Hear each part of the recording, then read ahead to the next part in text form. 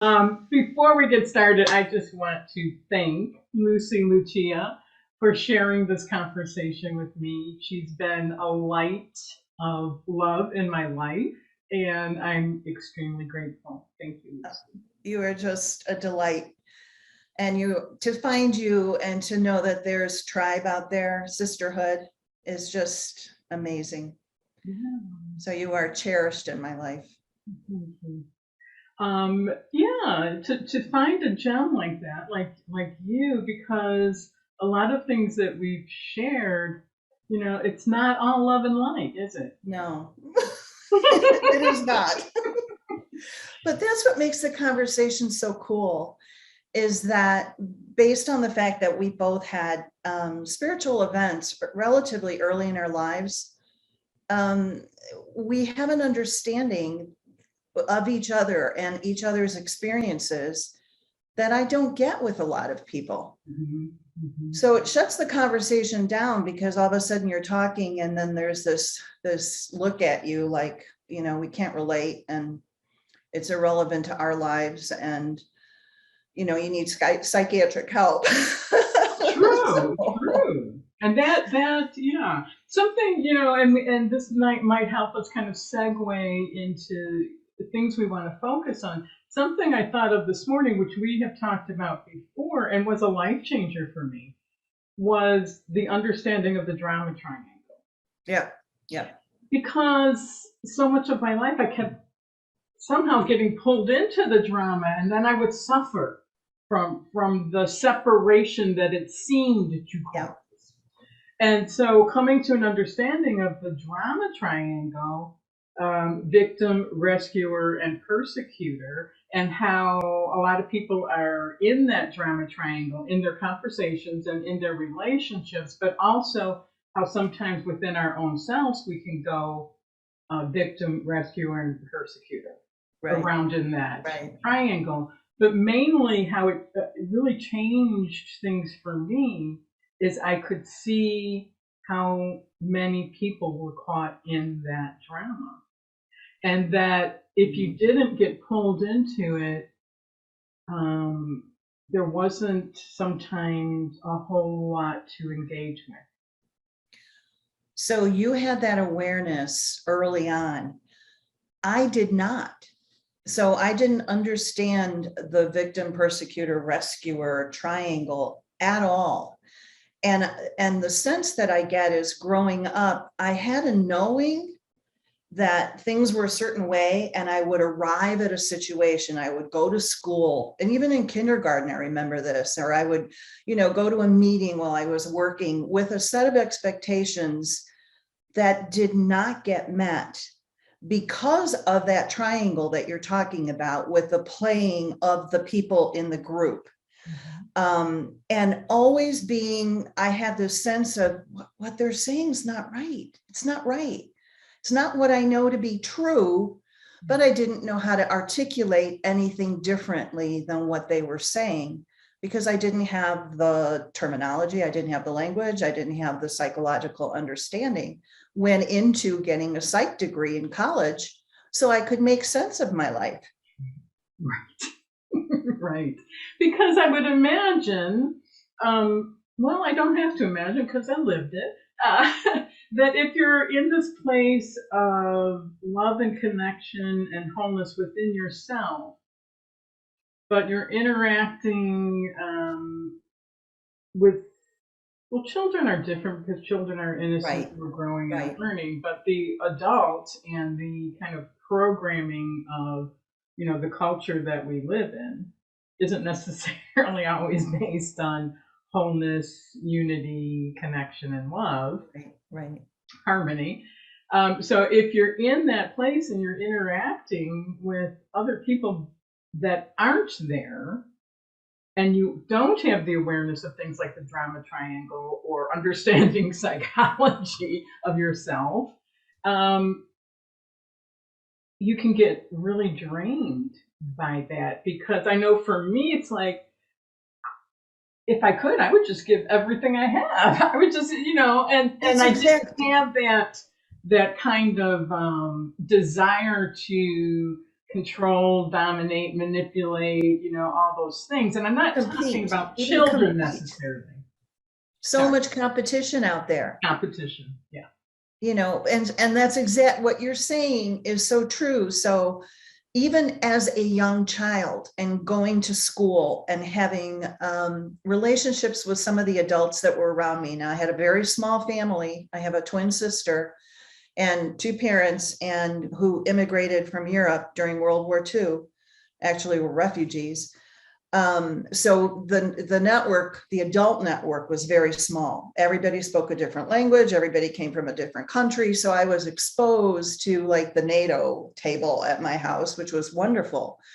But in terms of friendships and understanding American society, I couldn't. So I would go to school, and what I realize now is an energy of love.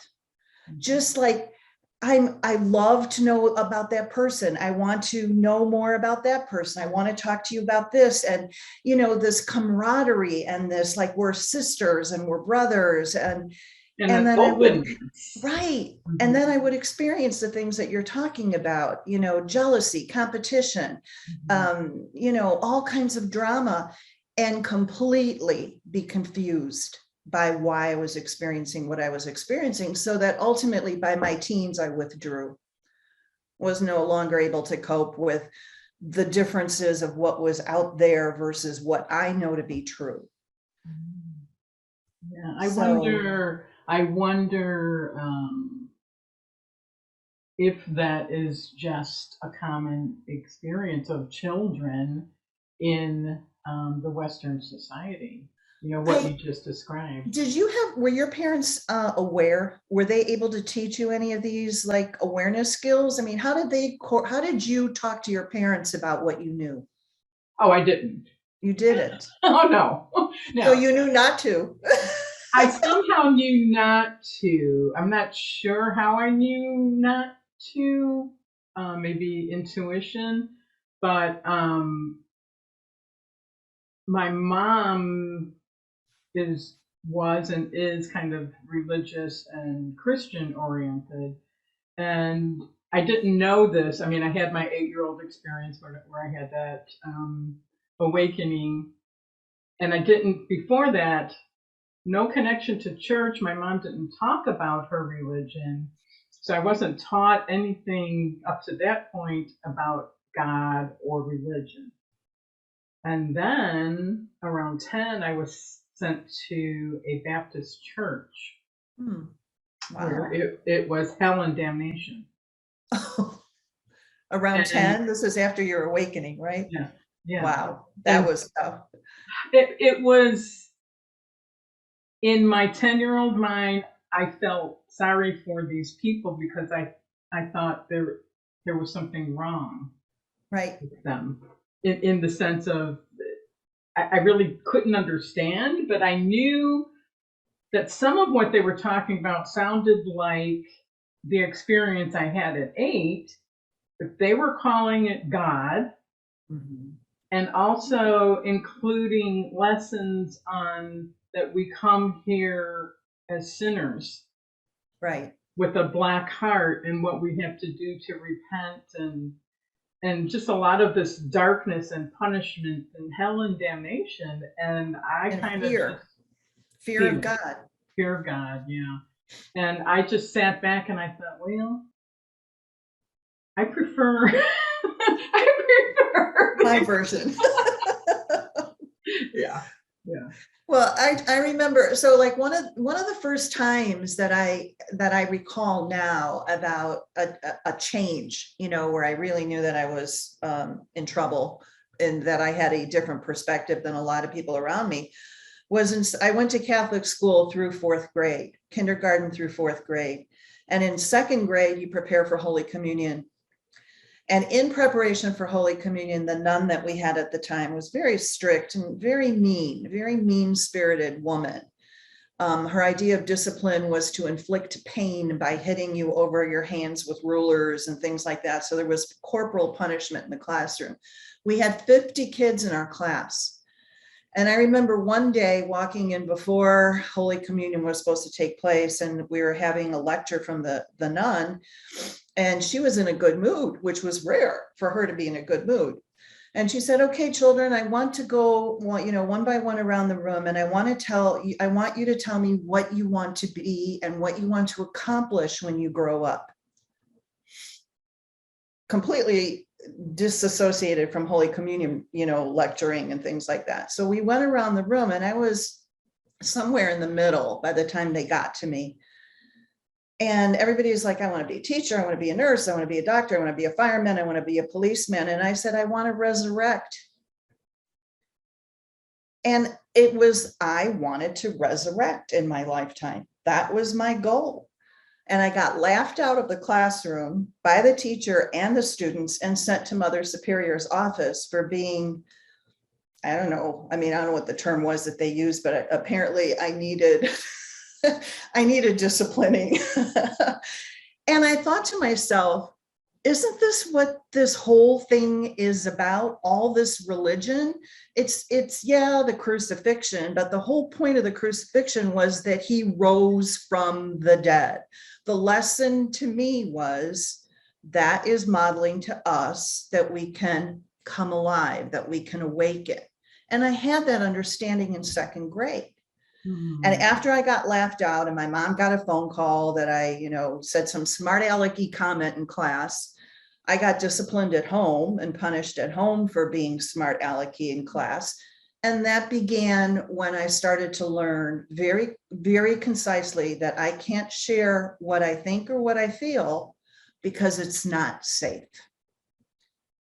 There were a lot of other things in my life at the time, my personal childhood, that there were things that I couldn't cross because I wouldn't be safe. But now I realized it was outside of the home. And I had to be really careful with what I said and how I exposed, so I completely withdrew. And how old were you at that time, Lucy? Second grade, I would think it's around 10, I'm not sure. Fifth, kindergarten is 5, first is 6, 7, 8. I think that's. I don't know. You had this incredible awakening, and you knew. I didn't have that kind of understanding with my spiritual event, but somehow I knew what the purpose of certain things were that the adults would never identify as the purpose. Yeah. Now they do. Right. So at the young age that you were and the age you are now, when you reflect back kind of from both perspectives, the child and the adult, when you said, I want to resurrect, because to you, that's what the whole purpose of religion was, that, what were your terms, that we could come alive? So yeah. How could you expand on that? What that felt like for you as a child, and when you reflect back, what do you think about that now? Through various stages of my life, I would look back on different things that happened to me as childhood, and that would always be one of the events I would look back on as to why the reaction was so different than what I had expected. So my definition of coming alive has evolved. And so at my current moment, I knew what I meant by coming alive meant ascension. And what I didn't know it meant at the time that I do know it means now, it doesn't mean dying and then waking up. It means waking up before I die. So it means incorporating my soul into my physical being and becoming enlightened, in the sense, to me, enlightenment is a spectrum. It's a continual thing. We never, ever stop being enlightened. We just keep growing. Yeah. And so for me is to get to, I guess, for lack of a better terminology, a level of consciousness that I am operating from what you knew at 8 years of age, that we are all one and that there is no separation, and that the energy that fuels everything anywhere, physically, non-physically, is the energy of love. And not the romantic love. Love as a creative force. And so to me, higher consciousness, enlightenment, awakening, ascension is embodying more and more and more of that energy of love. But that's me at 68 years of age, Right, looking back at a 8-year-old. right, right. Yeah, yeah. The embodiment of that, and the What about you? I mean, in your life, because we talk so much about different things and how we have an understanding of it now, and had a different understanding through. Was there anything that sticks in your mind that was like a real jarring awareness that what you knew was actually a problem for you to deal with the people around you? I withdrew. What did you do with running into people that didn't understand that we are all one? well, it took me a long, long time to accept that. So what's a long, long time? How old were you? Uh, where I finally really accepted it, probably Yeah, 50. yeah, yep. 50. But as a child, and I still have this with me today, I experienced life from that place of connection and oneness and wholeness and unity. Um, Life was very free and playful, and Mm-hmm. and there's a real high energy in that, and there's also a kind of innocence in that. And I don't think that when we become adults and we take on all these responsibilities, I don't think we have to give that up. I can't, because it would be like killing my own spirit. I can't do that. So I just think something that it could have been some kind of coping mechanism for me that I was raised in the inner city, and there Oh, in a large family, three brothers and three sisters. Both my parents came from small towns, so there was a real difference there. Here we okay. are in the inner city of Chicago. They were both raised in small towns, and so they were kind of raising us from a small town um, approach. And that in itself was pretty different. um, but being in the inner city and all the diversity, I just was having a ball. I just was having a ball, learning and curiosity and meeting different people, and possibly beginning of high school. It was kind of during times of riots Mm. and violence, and in the school that I was in, there was Wow. a lot of violence and a lot of riots. And sometimes we would go to our class and we couldn't get into the class. And sometimes we would have to run from. I was never afraid, because I guess I was in my la la land. I was never, ever afraid. And my sister in the same school would come and find me, and she's like, "We have to run, we have to go." And Oh. I'm like, "Okay, cool." And I thought, this is fun. I did not know that I was supposed to be afraid. I never experienced fear, but then I could see the anger and aggression around me, and the violence that was happening around me, but and that was a big contrast. So I had a lot of compassion. Had a lot What of did you do with compassion. the fact that you didn't always understand why people were violent and whatever when you had this? How did you handle the um, the fact that it was irreconcilable to your way of thinking? How did you make sense of it as a child, as a teenager? Well, I knew that even in my home, when things would happen, because it was a dysfunctional growing up, I saw it, that it was something going on within the person or people, Got some it. kind of disturbance within them that um, I really didn't understand. I had compassion, but I didn't take it in like, especially like in my family home, that it had to do with something about me. Even if it was directed towards me, I could clearly see there was a disturbance happening in the other person or other people. See, I think that's just amazing because I did not have that reaction when I would take it on as it's me causing this. And I mean, my parents did the best they could.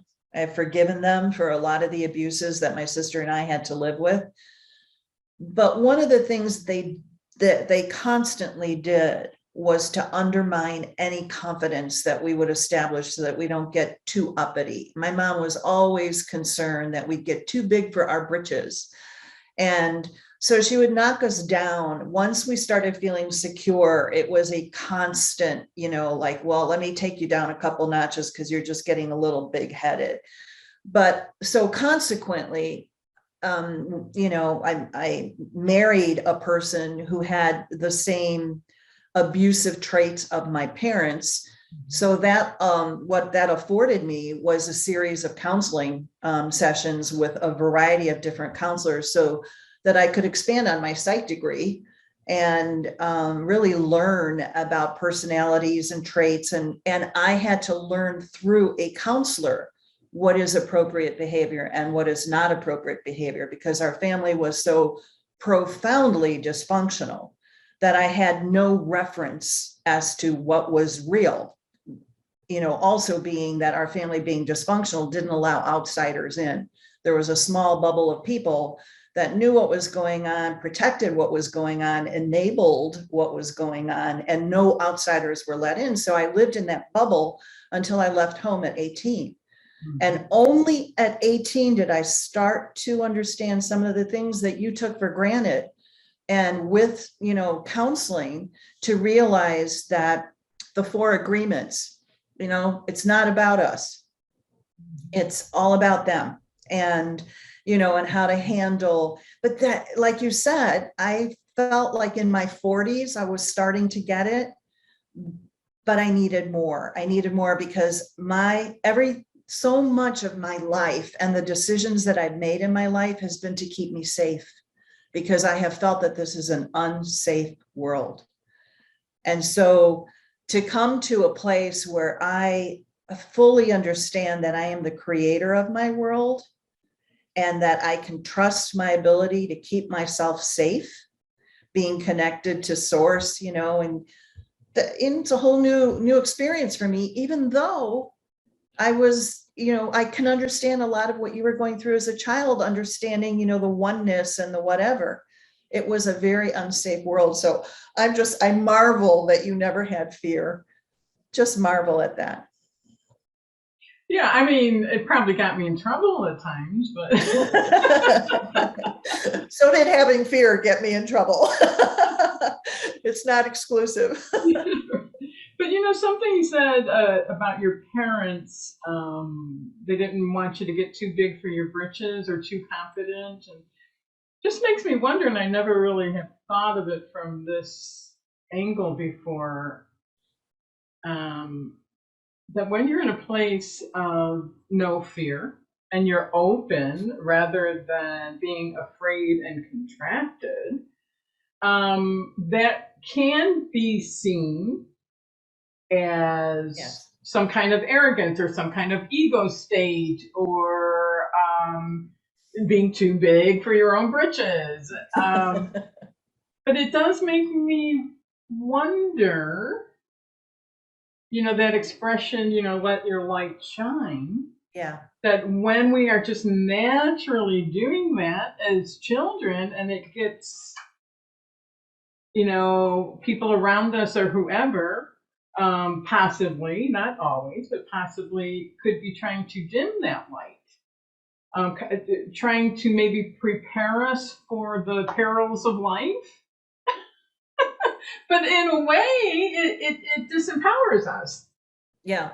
And I never really thought about that aspect of if you are just open and letting your light shine, how that might be perceived by others as something other than what it truly is. Well, it still happens in our society right now because I do believe, so I believe in the vibration and that you have to be within a certain range of vibration to see one another. I really believe in that physics.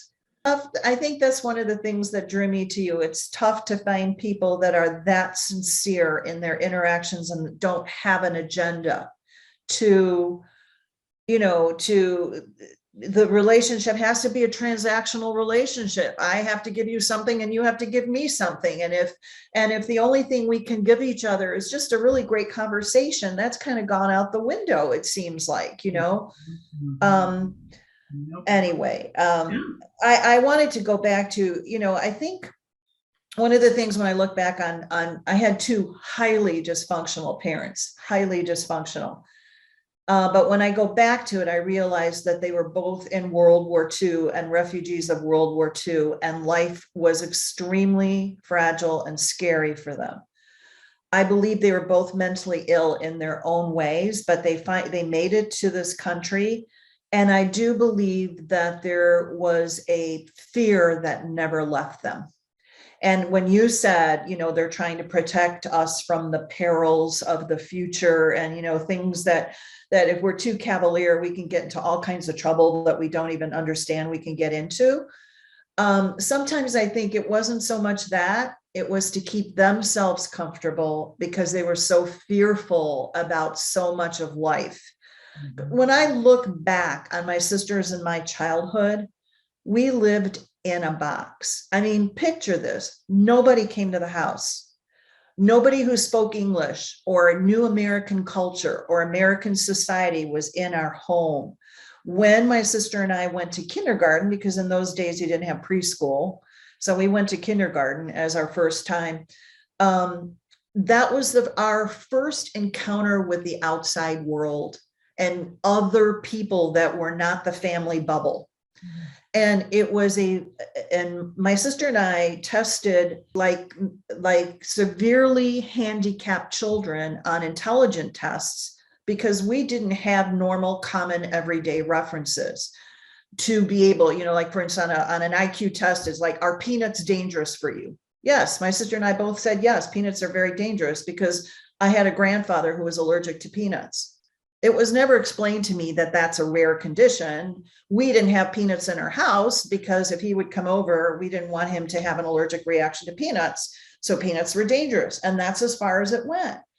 Thankfully, I had a kindergarten teacher that could see that my sister and I had skills that didn't match up with the fact that we couldn't demonstrate skills, that we had intelligence, I guess. And she took us under her wing and passed us on to first grade. And we became stellar students eventually. But boy, what a rough start, because my whole life, my whole childhood through grammar school and high school, even, I didn't have normal references that everybody else took for granted. I never saw a football game until I was 18 years old. Never saw a basketball game until I was 18 years old.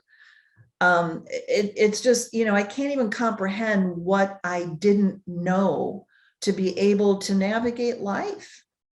So it was a constant learning curve for me and constantly feeling like I just didn't understand what was happening. I was the one who didn't get the jokes. I was the one who didn't get the references. But if you were put me in a science class or math class or an English class and the teacher would lecture, man, and I understood everything they were saying. I just didn't understand cultural references because I didn't have any. So it just led me, even though I knew I was together with people and they were my brothers and sisters and I didn't fear them. I was excited about them and I wanted to get to know who they were. I didn't have the skill set to interact with them. I was the weird kid. And to this day, a lot of people like us get to this point in their lives and they go, okay, I'm going to embrace how weird I am and just really love it.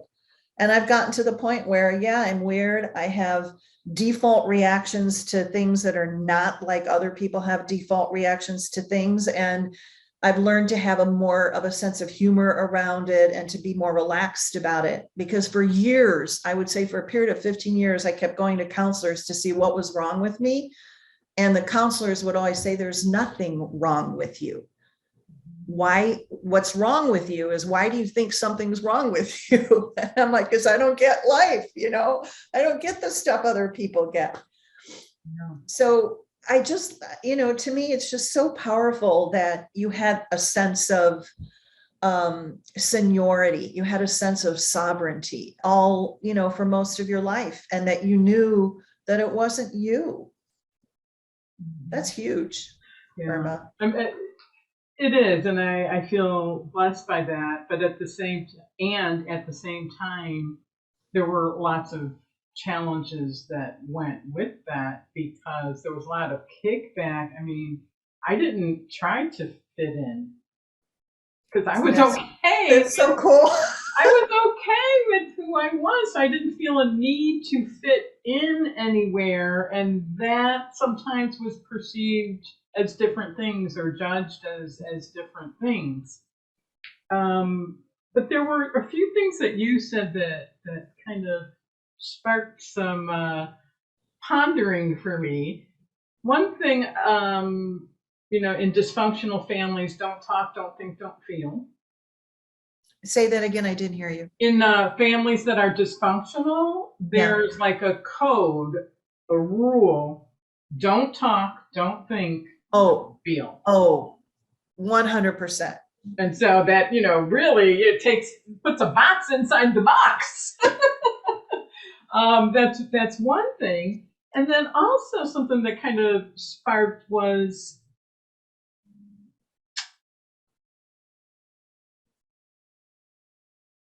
how you've heard of people joining cults, right?